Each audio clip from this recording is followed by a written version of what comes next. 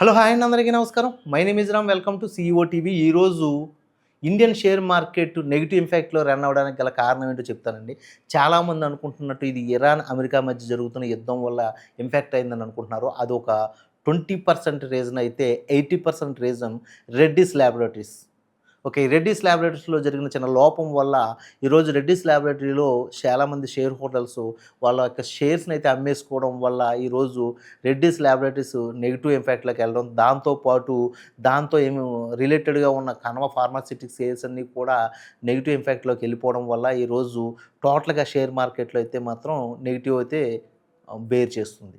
అయితే అసలు రెడ్డిస్ ల్యాబొరేటరీస్‌లో ఏం జరిగింది అని ఆరా తీస్తే, రెడ్డిస్ ల్యాబొరేటరీస్‌లో వాళ్ళు డయాబెటిక్ అండ్ బరువు తగ్గడానికి యూజ్ చేసే ఏదైతే మెడిసిన్ ఉందో సైమాగ్లూటైడ్ అనే యూనిట్ ఏదైతే ఉందో దాంట్లో లోపాలున్నాయి.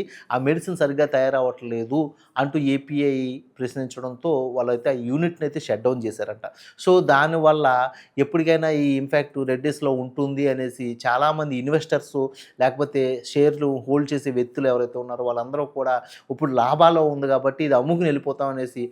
1,400 లాభంలో ఉన్నప్పుడు ఆ షేర్ నుంచి వాళ్ళందరూ కూడా బయటికెళ్ళిపోయారు. సో, అలా గత 5 డేస్ నుంచి 6 డేస్ నుంచో రెడ్డిస్ ల్యాబొరేటరీస్ రూ. 10, ఈ రూ. 5 తగ్గుతూ నిన్న రూ. 1,350 వచ్చింది. సడెన్‌గా ఈరోజు దాన్ని రూ. 1,225 పెట్టారు. ఏంటి అని ఆరా తీస్తే ఆ షేర్స్ హోల్డర్స్ ఎవరైతే ఉన్నారో అందరూ కూడా ఒకేసారి దాన్ని అమ్మేసుకొని వెళ్ళిపోవడం వల్ల ఒక్కసారిగా రెడ్డిస్ ల్యాబొరేటరీస్ మీద ఇంపాక్ట్ అయితే పడింది. ఆ షేర్స్ అయితే కింద పడిపోయినాయి. ఈరోజు అయితే కొంతమంది దాన్ని మళ్ళీ ఇంట్రాడేలో బులిష్ చేయడానికి అయితే ట్రై చేస్తున్నారు. నౌ ఇప్పుడు ఆ షేర్ వాల్యూ 1,240 నుంచి 50 మధ్యలో అయితే కొట్టుమిట్టాడుతుంది. సో, దాని ఇంపాక్టు మొత్తం అన్ని షేర్స్ మీద పడ్డది. ఎందుకంటే ఈ రెడ్డిస్ ల్యాబ్స్‌తో అనుసంధానమైన Aurobindo pharmacy and SMS and Sun pharmacy ఇలా చెప్పుకుంటూ పోతే చాలా ఫార్మాస్యూటికల్ షేర్స్ ఏదైతే ఉన్నాయో ఇవన్నీ కూడా ఇంపాక్ట్ అయినాయి. బట్ ఇందులో ఒక్కటి మాత్రం డివైడెడ్‌గా ఉంది. అదే న్యూలాండ్ ల్యాబొరేటరీస్. ఈ న్యూలాండ్ ల్యాబొరేటరీస్ ఇప్పుడు వరకు ఆ షేర్ వాల్యూ నికర లాభంతో పోలిస్తే ఏ షేర్స్ కూడా అంత లాభంలో లేవనుకుంటున్నారు. ఎందుకంటే ఇప్పుడు ఒక్క షేర్ ధర 19,000 ఉంది.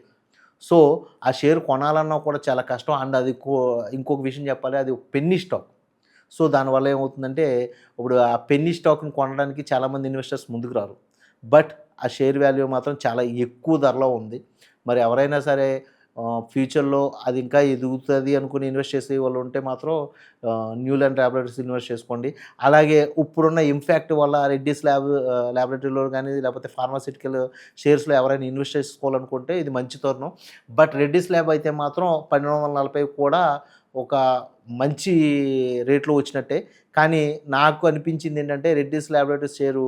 1,180 కూడా రావచ్చని ఒక అంచనా చెప్తున్నాయి నిపుణులు. చాలామంది ఈ షేర్ మార్కెట్‌లో ఉన్న ఆర్థిక నిపుణులు చెప్తున్న విషయం.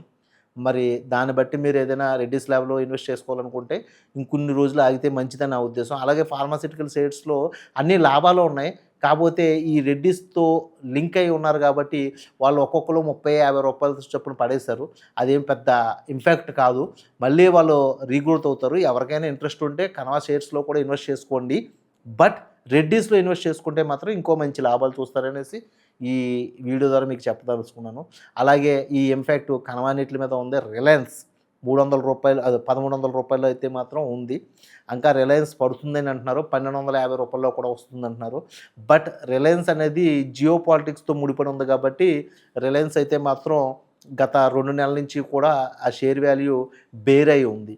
మీరు రిలయన్స్‌లో ఎవరైనా పెట్టుబడి పెట్టుకోవాలనుకుంటే కూడా ఇది మంచి తరుణం. అలాగే చెప్పుకుంటూ పోతే ఒక టాటా స్టీల్ లేకపోతే ఒక ఫార్మాస్యూటికల్ అండ్ ఈ నిఫ్టీలో ఉన్న బ్యాంక్ సెక్టర్ షేర్స్ ఇవి కూడా ఈరోజు నెగెటివ్ ఇంపాక్ట్‌లో ఉన్నాయి.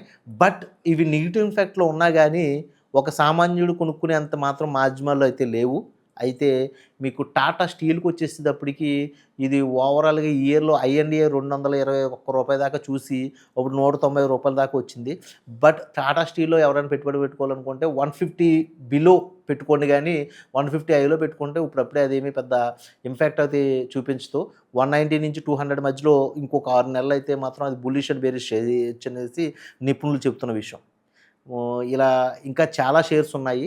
బట్ ఇప్పుడు ఫార్మాసిటికల్ షేర్స్ గురించి చెప్తున్నాను కాబట్టి మీకు ఎవరికైనా ఇంట్రెస్ట్ ఉంటే మాత్రం ఈ షేర్ మార్కెట్ ఇన్వెస్ట్ చేసుకోవాలనుకుంటే మీ ఆర్థిక నిపుణులతో సంప్రదించి ఫార్మాసిటికల్ షేర్స్లో మాత్రం మీరు పెట్టుకోండి. ఇది ఈ వీడియో యొక్క పూర్తి వివరణ. ఈ వీడియో ఇప్పుడు దాకా చూసారంటే ఖచ్చితంగా నచ్చుతుందని నేను అనుకుంటున్నానండి. మీకు ఇటువంటి వీడియోస్ నచ్చుతున్నాయంటే ఖచ్చితంగా మీరు కామెంట్ రూపంలో తెలియజేస్తే నాకు ఇంకా మోటివేట్ ఇచ్చినట్టు అవుతుంది. నేను మంచి మంచి వీడియోలు చేయడానికి ఉపయోగపడుతుందని కోరుకుంటున్నాను. మరో మంచి కంటెంట్తో మీ ముందుకు కలవాలంటే ఫస్ట్ ఆఫ్ ఆల్ నా వీడియోని సబ్స్క్రైబ్ చేయండి, లైక్ చేయండి, మీ ఫ్రెండ్స్కి ఫార్వర్డ్ చేయండి. మరో మంచి కంటెంట్తో కలుస్తాను. అప్పుడు సైన్ అవుట్, మీరు రామ్.